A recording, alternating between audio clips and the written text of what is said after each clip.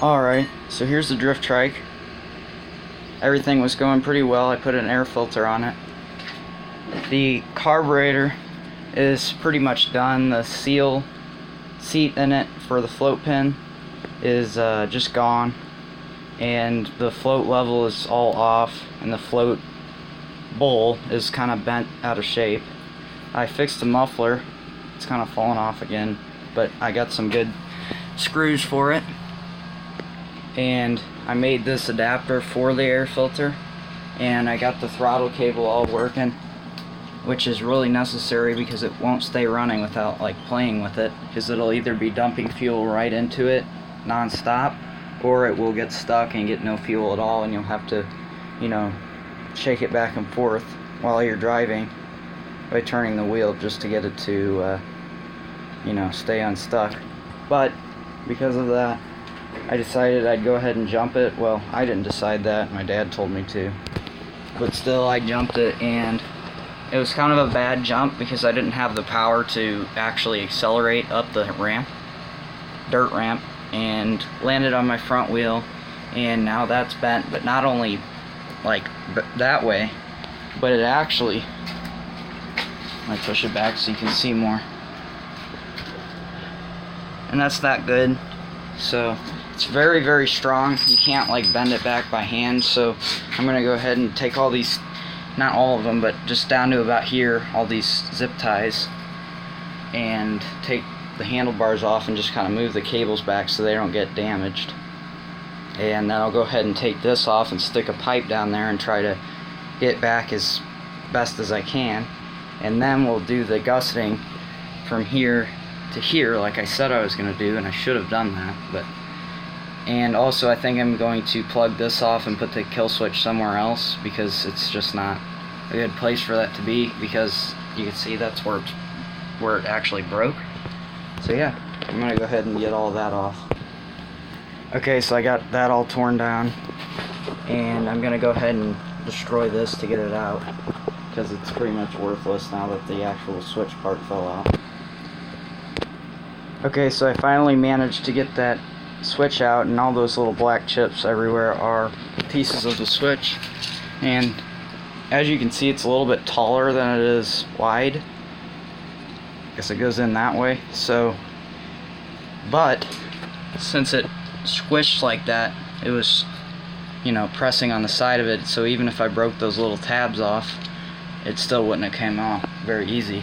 So it did fall down in there, and I spilt a little bit of gas, but didn't catch on fire, so no problem. Okay, so I got the rear axle pretty much level, because obviously the workshop isn't level. And just putting the level on there, you can see it's pretty bad. So that's off by, sorry, I can't really, that much. So that's like probably like 10 degrees ish. Okay, so I basically got a plan now, and I'm gonna go ahead and do a time lapse. So here you go.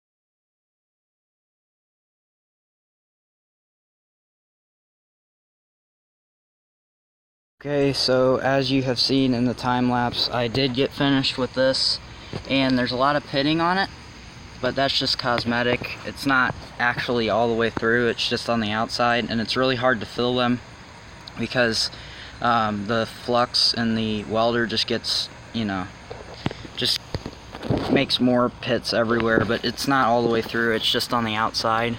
And yeah, it's got a little bit of that going on, but I'm not really too worried about that. I did, as you've seen in the time lapse, heat this up and then do a bunch of weird stuff with straps and tree, and got that bent out straight so it's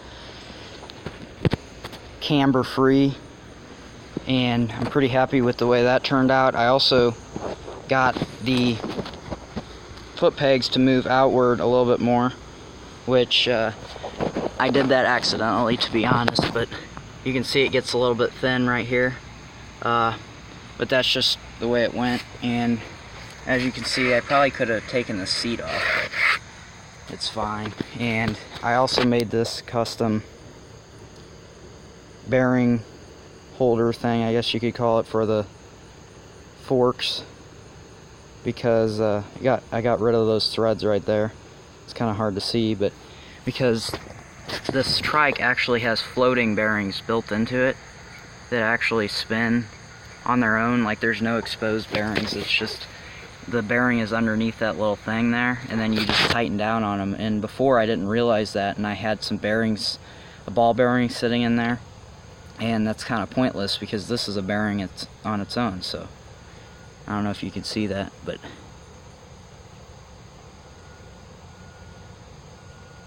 yeah, so, and these forks are not right for this, so there's not enough threads, and that's why I made this. So this will hopefully go all the way down on there and push on it, and then I'll show you how straight it is. Okay, so that didn't work, so I need to take some more off, and I'm about this close to just taking all the threads out, but I'll try it again. Okay, so there is very few threads. I think it's actually like a thread, not threads, but it's still got a thread on it, and I'm gonna go try it.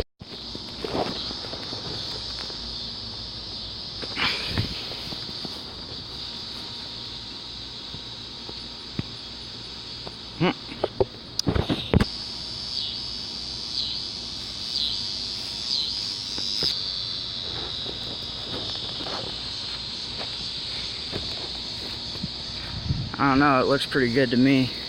A lot better than it was when I just welded it up before bending it.